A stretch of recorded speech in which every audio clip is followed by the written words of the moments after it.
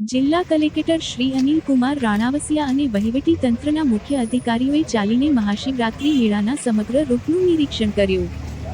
ગિરનાર દરવાજાથી ભવનાથ મંદિર 3.5 અતિવાસ્તવવાદીઓ રૂટ ઉપર ભાવિકોને કોઈ મુશ્કેલી નહીં પડે, વાહનોના જરૂરી નિયંત્રણથી ભાવિકોની સુગમતા રહેશે. રાજ્ય સરકારના માર્ગદર્શનમાં મેળાના તમામ આયોજનોના કેન્દ્રમાં ભાવિકોની સગવડતા છે. કલેક્ટર શ્રી અનિલ કુમાર રાણાવસિયા. ગિરનાર દરવાજેથી જ ભાવિકોને લીંબુ પાણી અને છાશ મળી રહે તે માટે સંસ્થાઓ સાથે સંકલન કરાશે. મહાશિવરાત્રીના મેળાને દિવ્ય અને ભવ્ય બનાવવા સરકારના વિશેષ આયોજનને આવકારતા ભાવિકો, સંતોનું સ્વાગત, નગર પ્રવેશ, ડમરૂ યાત્રા, ધર્મસભા સહિતના વિશેષ આયોજનો મેળાની સાંસ્કૃતિક વિરાસતનો વ્યાપ વધારશે. મહાશિવરાત્રીના મેળામાં પધારતા ભાવિકો માટે પાર્કિંગ, આરોગ્ય, પીવાના પાણી, શૌચાલય, સફાઈ, સુશોભન સહિતની સુવિધાઓ અને વ્યવસ્થાઓ સંદર્ભે સ્થળ પરથી જ સૂચનાઓ અપાઈ. મેળામાં પધારનાર લાખોની સગવડતા અને ટ્રાફિક મેનેજમેન્ટ માટે કર્મયોગનો પુરુષાર્થ કરશે. વિવિધ કચેરીઓની સરકારી ગાડીઓની સેવાના બદલે સેન્ટ્રલી વ્યવસ્થાથી દર શિફ્ટમાં 600 કર્મચારીઓ ભવનાથ સેવામાં જશે. મહાશિવરાત્રીના મેળાના પ્રથમ દિવસે સાંજના સાધુ સંતોની ભવ્ય ડમરૂ યાત્રા નીકળશે. મહાઆરતી અને ધર્મસભાનું પણ આયોજન.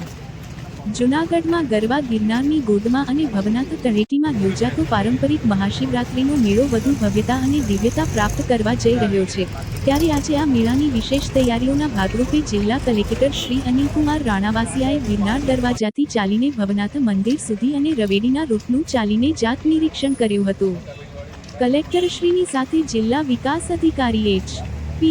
પટેલ, S.P. સુબોધ ઓડેદરા, મેળા અધિકારી અને પ્રાંત અધિકારી શ્રી ચરણસિંહ ગોહિલ અને મેળાની વિવિધ કમિટીના અધ્યક્ષોએ ચાલીને રૂટનું નિરીક્ષણ કર્યું હતું અને રસ્તામાં જ્યાં જ્યાં ભાવિકોની સગવડતાની વિશેષ આવશ્યકતા હતી ત્યાં સંબંધિત અધિકારીને કામગીરી માટે સૂચના આપી હતી. આ રૂટ નિરીક્ષણ જિલ્લા વહીવટી તંત્રના અધિકારીઓને સાથે રાખીને કરવામાં આવ્યું હતું. મહાશિવરાત્રીના મેળામાં પધારતા ભાવિકોને કેન્દ્રમાં રાખીને તેમને જરૂરી સુવિધાઓ મળી રહે તે માટે જિલ્લા કલેક્ટરશ્રીએ સ્થળ પરથી જ જરૂરી દિશા નિર્દેશો આપ્યા હતા. જિલ્લા કલેક્ટરશ્રીએ ખાસ મહાશિવરાત્રીના મેળામાં પધારતા શ્રદ્ધાળુઓ માટે પીવાના પાણી, આરોગ્ય, શૌચાલય, પાર્કિંગ, પરિવહન સેવા સહિતના મુદ્દે રૂટ નિરીક્ષણ દરમિયાન સ્થળ પરથી જ જરૂરી સૂચનાઓ આપી હતી. આ ઉપરાંત મહાશિવરાત્રીનો મેળાની જે ભવ્યતા વધવાની છે તેના સંદર્ભમાં સુશોભન લાઇટિંગ વગેરે માટે પણ જિલ્લા કલેક્ટરશ્રીએ જરૂરી નિર્દેશ આપ્યા હતા. ગિરનાર દરવાજાથી ભવનાથ મંદિર સુધી સમગ્ર મેળાનો વિસ્તાર રહેશે. 3.5 કિમી રોડ પર ગિરનાર દરવાજાથી જ ભવનાથ મંદિર સુધી ભાવિકોને લીંબુ પાણી, છાશ સહિતની સગવડતા મળી રહે તે માટે સંસ્થાઓ સાથે સંકલન કરાશે. રૂટ ઉપર પણ મેળાની ગરિમા મુજબ સુશોભન કરાશે. મહાશિવરાત્રી મેળાના પ્રથમ દિવસે સાંજે સાધુ સંતોની ભવનાથ પ્રવેશ દ્વારથી ભવનાથ મંદિર સુધીની યોજાનાર ડમરૂ યાત્રા, મહાઆરતી અને ધર્મસભા ઉપરાંત સાંસ્કૃતિક કાર્યક્રમને આખરી ઓપ આપવાના સંદર્ભમાં ચર્ચા વિચારણા કરવામાં આવી હતી. જિલ્લા કલેક્ટરશ્રીના નેતૃત્વમાં ગિરનાર દરવાજાથી રૂટ નિરીક્ષણ શરૂ થયું હતું, જે દરમિયાન દામોદર કુંડ, રામટેકરી સર્કલ, રવેડીનો જે વધારવામાં આવ્યો છે તે નવો રૂટ, લોહીકુંડ સહિતની જગ્યાના નિરીક્ષણ દરમિયાન ભાવિકોને અગવડતા ન પડે તે માટે પરામર્શ કરવામાં આવ્યો હતો અને સંલગ્ન અધિકારીઓને જરૂરી ફેરફારો કરવા માટે પણ નિર્દેશ આપ્યા હતા. મહાશિવરાત્રીના મેળાના રૂટ નિરીક્ષણ અને બેઠકમાં કમિશનર શ્રી તેજસ પરમાર, જિલ્લા વિકાસ અધિકારી શ્રી H.P. પટેલ, જિલ્લા પોલીસ વડા શ્રી સુબોધ ઓડેદરા, આસિસ્ટન્ટ કલેક્ટર સુશ્રી વંદના વીણા, આસિસ્ટન્ટ કલેક્ટર શ્રી પ્રતિક જૈન, સંયુક્ત માહિતી નિયામક નિતેશ મોડાસિયા, પ્રાંત અધિકારી અને મેળા અધિકારી શ્રી ચરણસિંહ ગોહિલ, શ્રી K.V. બાટી સહિતના અધિકારીઓ જોડાયા હતા.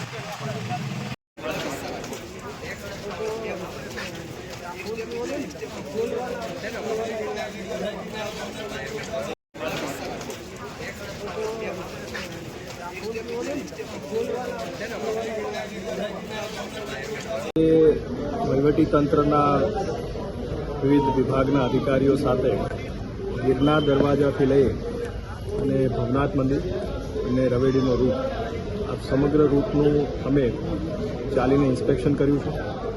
કયા કયા જગ્યાએ પાણીના પોઈન્ટ રહેશે, શૌચાલયના પોઈન્ટ રહેશે, સફાઈની શું વ્યવસ્થા રહેશે, સુશોભનના શું પોઈન્ટ રહેશે, એનું આખું ઇન્સ્પેક્શન કર્યું છે.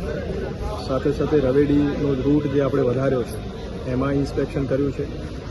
અને બેઠકના અંતે અમે જે સાધુ સંતો સાથે બેઠક કરી એમાં ખાસ તો 11 તારીખે એક ડમરૂ યાત્રા યોજવાનું નક્કી કર્યું છે, જે આપણો ભવનાથ પ્રવેશ દ્વાર છે ત્યાંથી આવશે અને એ યાત્રામાં જે પણ સાધુ સંતો છે એને નગરજનો એનો આવકાર કરશે અને એક ભવ્ય આ ડમરૂ યાત્રા નીકળી અને એક ધર્મસભા થશે અને સાથે સાથે ભવનાથ મંદિરમાં એક ભવ્ય આરતીનો પણ પ્રોગ્રામ કરવામાં આવશે. એ દિવસે સાંજે આપણે જિલ્લા પંચાયતના ગેસ્ટ હાઉસની સામે જે પાર્કિંગ છે ત્યાં સાંસ્કૃતિક કાર્યક્રમ પણ એક ભવ્ય સાંસ્કૃતિક કાર્યક્રમ જે છે એને યોજવાનું આપણે નક્કી કર્યું છે. એટલે આપના માધ્યમથી હું સમગ્ર રાજ્ય અને દેશના જે નાગરિકો છે એને આ મહાશિવરાત્રિના મેળામાં ભવનાથ અને જૂનાગઢમાં પધારવા માટે હું આમંત્રણ આપું છું અને આવકારીશ. દિન પ્રતિદિન આ મેળામાં સંખ્યા વધતી જાય છે. આપણી માટે મુશ્કેલી એ છે કે ભવનાથ તરફ આવવાનો જે રસ્તો છે આવવાનો જવાનો એક જ રસ્તો, એટલે જો વ્હીકલ વધારે સંખ્યામાં હોય અને વચ્ચે લોકો પણ ચાલતા હોય તો તકલીફ થાય. એના માટે અમે ગિરનાર દરવાજા અને ભરડાવા દરવાજા છે એની બહાર લગભગ 25 જેટલા અલગ અલગ પાર્કિંગ પોઈન્ટ મૂક્યા છે. એ પાર્કિંગ પોઈન્ટથી લઈ અને આ જે દરવાજા છે ત્યાંથી પ્રવેશ કરીને લોકો ભવનાથ પહોંચે. સમગ્ર રૂટમાં મેં કીધું એ પ્રમાણે પીવાના પાણીના, શૌચાલયના, છાશ, લીંબુ પાણી આ બધા પોઈન્ટ હશે. સાથે સાથે સુશોભન પણ રહેશે અને એ રીતે ચાલીને આવશે. આજે અમે પણ એ રીતે ચાલીને અહીંયા આવ્યા છીએ. વધારાના મંડળના માલ સામાનમાં મેઇન તો એ લોકો કરિયાણા વગેરે અગાઉથી ભરતા હોય, પરંતુ એ દિવસો દરમિયાન એમને શાકભાજી છે, દૂધ છે, ગેસની બોટલ છે, આ બધાની તકલીફ પડતી હોય. એના માટેના પોઈન્ટ પણ ભવનાથમાં અમે નક્કી કર્યા છે અને સાથે સાથે એ લોકોને અમે રાત્રિના અમુક સમય કે જ્યારે લોકોની અવરજવર ખૂબ ઓછી હોય એ દરમિયાન પોતાનો સામાન જે ભરવાનો થતો હશે તો એને માટેની જરૂરી